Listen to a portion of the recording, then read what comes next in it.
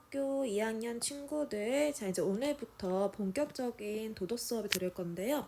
자 이제 우리가 선생님이 지난 오리엔테이션 시간에 말한 것처럼 우리가 이제 정보화 시대의 도덕 문제부터 배울 건데요.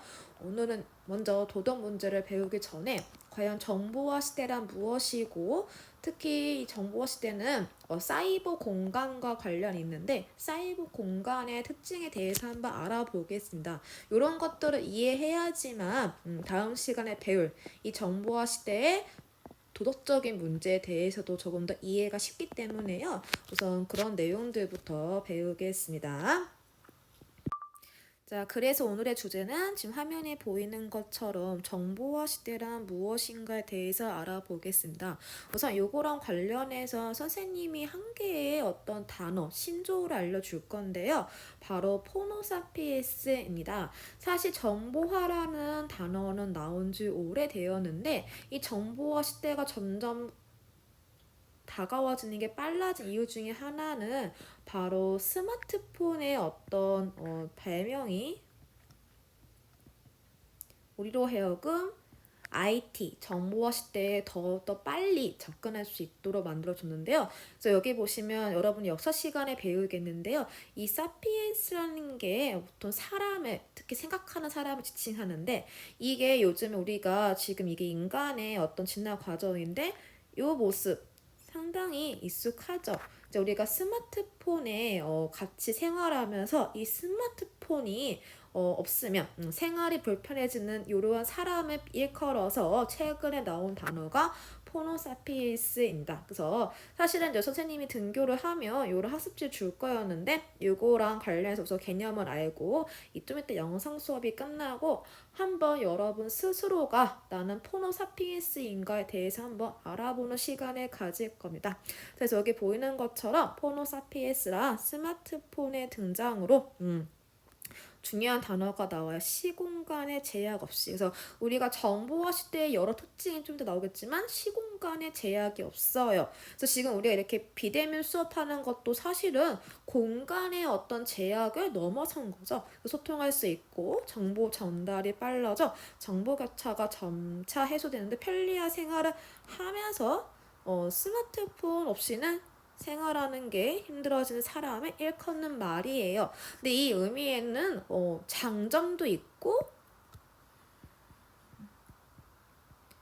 단점도 있을 겁니다. 그래서 이 관련해서 자세하게는 다음 시간에 배울 겁니다. 자, 이런 포노사피엔스처럼 우리가 정보를 편하게 습득하고 이 정보를 우리 일상에서 누릴 수 있는 시대가 바로 정보화 시대라고 볼 수 있습니다. 그래서 여기 나오는 것처럼 정보화 시대란 이런 식의 정보가 가상 네트워크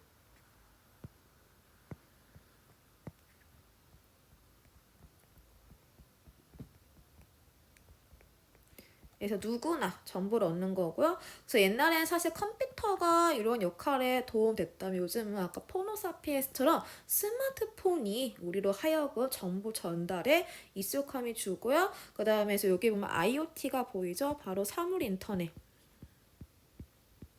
요것도 정보화 시대의 어떤 트렌디한 단어이고요. 그다음에 여기 보이는 각종 SNS가 여러분 사실 많이 이용하죠. 이런 것들도 정보화 시대의 모습이라고 볼 수 있습니다.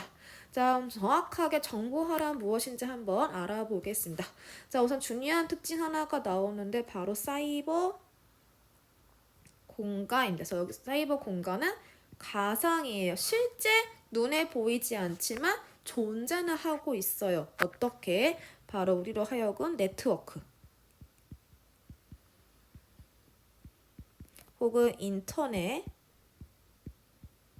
등의 가상 공간에서 정보가 생산, 만들어지고 가고 뭔가 바뀌고 유통, 널리 퍼져서 그러한 모습들이 바로 사회 및 경제활동의 중심이 되는 거고요. 따라서 요게 좀 포인트죠. 정보기기.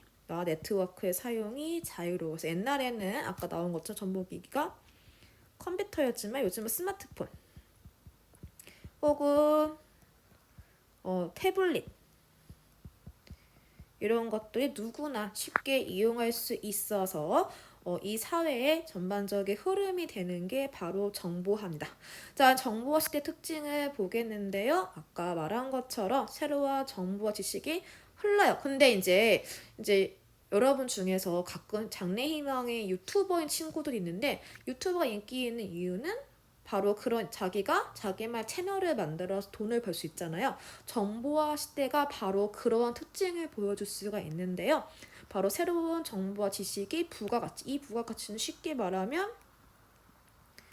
돈이 됩니다. 그래서 그런 것들이 하나의 파워, 특히 돈을 벌 수 있다는 점에서 정보화 시대의 특징이고요. 그다음에 아까 나왔던 정보 기기와 네트워크 때문에 정보 공유와 활용이 쉬워지고요. 그러면서 우리가 지금 이제 부모님 중에 재택근무하시는 분들이 있어. 특히 코로나 이후로. 그래서 출근하지 않고도 집에서도 누구나 자기만의 전자기기와 네트워크를 이용해서 재택근무를 하고 전자상거 쉽게 말하면 인터넷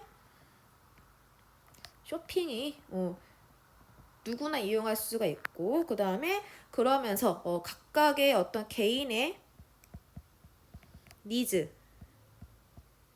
반영해서 옛날엔 똑같은 물건을 많이 생산하는 게 좋았다면 요즘에는 다양한 물건을 조금씩 각각의 원하는 사람에 맞춰서 생산하는 거고요. 그 다음에 3차 산업 여기 플러스 알파로 지금 같은 원격 수업을 할 수 있는 사회가 바로 정보화 시대, 정보화 사회라고 볼 수 있습니다. 그래서 사실 내용 자체는 어렵지 않고 아마 1학년 정보라는 과목을 들어서도 내용이 익숙할 거예요. 그래서 요점적으로 말하면 우리가 이제 인터넷 등의 어떤 가상 공간에서 정보가 생산되고 가공되고 유통되어서 이 정보가 시대의 어떤 트렌디함을 이끌어가는 사회가 바로 정보화 사회라고 생각하면 될 거고요. 그래서 그런 것의 어떤 일환으로 요즘 유행하는 단어로 포노사피엔스라는 단어가 있다는 정도로 내용을 정리하시면 좋겠습니다. 자, 정보화 시대에 대해 배웠고요. 이제 오늘 좀 중요한 주제 중에 하나는 아까 정보화 시대가 가능한 이유가 사이버 공간이라는 가상 공간이 주는 혜택이 있다는데요. 이 혜택에는 좋은 것도 있지만 우리 다음 시간에 배울 여러 가지 도덕 문제를 일으키기도 하는 공간이기도 합니다. 자, 이 공간이 어떤 특징을 가지고 있기 때문에 그러한 혜택과 문제를 둘 다 야기하는지 알아보겠는데요. 사실 사이버 공간의 특징은 여러 가지가 있지만 선생님이 일단 5개로 정리했어요. 이 중에 좀 중요한 거를 고르라고 하면 비대면성과 익명성이 중요합니다. 자, 일단 좀 이따 정리를 하겠지만 우선 비대면성은 말 그대로 대면이 얼굴을 말한다. 페이스. 근데 이 B자는 아니입니다. 쉽게 말하면 노예요. 얼굴을 마주하지 않는다. 사실 지금 여러분도 수업 듣고 있지만 이 수업에 선생님 목소리 나오지만 얼굴이 나오진 않잖아요. 바로 요게 비대면성이고요. 네, 익명성 여기 명은 네임인 거 아시겠죠? 그 다음에 익은 히든이다. 히든. 쉽게 말하면 숨겨져요. 바로 우리가 실명이 아닌 아이디 혹은 닉네임 등으로 우리가 온라인 활동을 할 수 있잖아요. 이런 것들이 바로 익명성이라고 볼 수 있습니다. 그래서 이 익명성과 비대면성이 우리가 사이버 공간에서의 적극적인 참여를 유도하면서도 동시에 여러 가지 문제를 일으킬 수 있다는 점에서 중요한 사이버 공간의 특징이고요. 다음 자율성은 이 자자가 스스로예요. 그래서 누가 시켜서가 아니고 내가 원할 때 접속할 수 있다. 내가 원할 때 참여한다가 자율성. 그다음 다양성 다자는 많을다. 버라이어티하다. 그래서 다양한 정보가 있다. 다양성. 개방성은 남녀노소 가릴 것 없이 누구나 정보 기기와 네트워크만 있으면 오픈된 곳에 들어갈 수 있다는 것인데요. 자, 조금 더 자세하게 학습지를 볼게요. 여기 보시면 사이버 공간 특성이 있습니다. 그래서 이게 상당히 중요하다고 볼 수가 있고요. 자, 아까 선생님 방금 설명한 거를 여기 자음 퀴즈로 초성 퀴즈로 한번 했는데요. 첫 번째 거를 보겠습니다. 첫 번째. 자, 사이버 공간에서는 나의 신분이나 정체성을 드러내지 않고 활동할 수 있다. 아까 선생님이 여러분의 이름을 숨길 수 있다 그랬죠? 요거 한자어로 쓰면 익명성. 그럽니다. 다음 두 번째, 사이버 공간에서는 내가 관심 있으면 내가 스스로 참여할 수 있다. 아까 말했죠. 바로 자율성.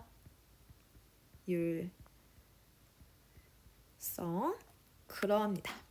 다음 세 번째, 각양각색의 정보가 존재하고 원하는 다양한 정보를 얻을 수가 있다. 아까 다양성. 그럽니다. 자, 다음 사이버 공간에서 누구에게나 열려 있다.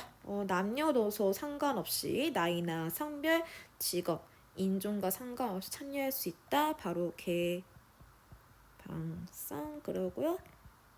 마지막으로 얼굴을 직접 보지 않고도 대화할 수 있다. 바로 비대면성입니다. 자, 그래서 오늘 사실 내용 수업에서는 두 가지 포인트만 알면 돼요. 정보화란 무엇이며 정보화 시대란 어떤 특징을 갖고 있는지, 아까 원활한 네트워크나 정보기기로 누구나 참여하고 특히 정보가 부가가치를 창출한다는 어떤 이 시대에서 우리가 살고 있고, 그 다음에 이것이 가능한 이유는 사이버 공간에서 이루어지는데, 이러한 사이버 공간의 특징으로는 5가지가 있다는 걸 배웠습니다.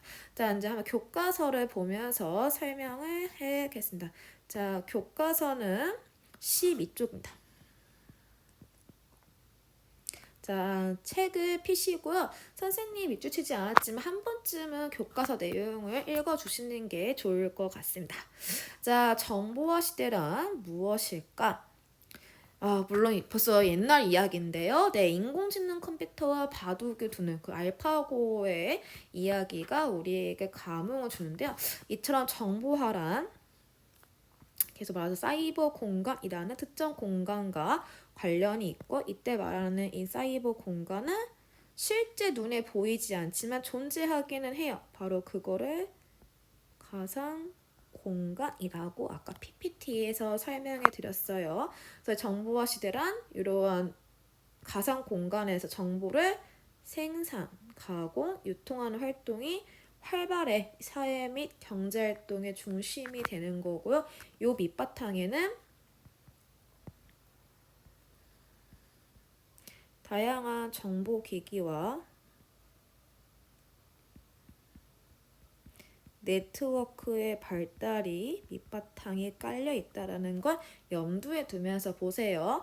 자, 첫 번째 특징은 아까 말한 정보화 시대란 풍부한 정보를 생산, 처리, 전축하고 일정한 어떤 경제적 가치가 있기 때문에, 그래서 새로운 정보와 지식은 부가가치를 창출하는데 대표적인 게 아까 한 글자, 요게 돈이 된다는 거죠. 대표적으로 유튜브에서 돈을 벌 수 있다라는 개념을 생각하시면 이해가 쉬울 겁니다.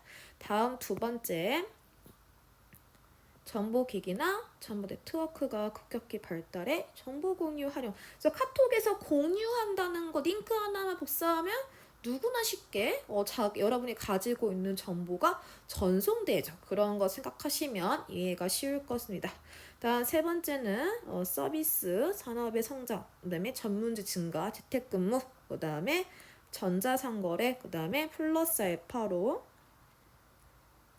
원격 수업이 가능해진다는 거를 생각해 주시면 됩니다. 그다음에 여론지 여백에다가 한번 아까 배웠던 이런 거 정보화를 가능하게 해주는 사이버 공간의 특징 또 같이 꼭 필기해 주시기 바랍니다. 자, 아까 첫 번째 여러분 정체를 숨기는 거 익명성,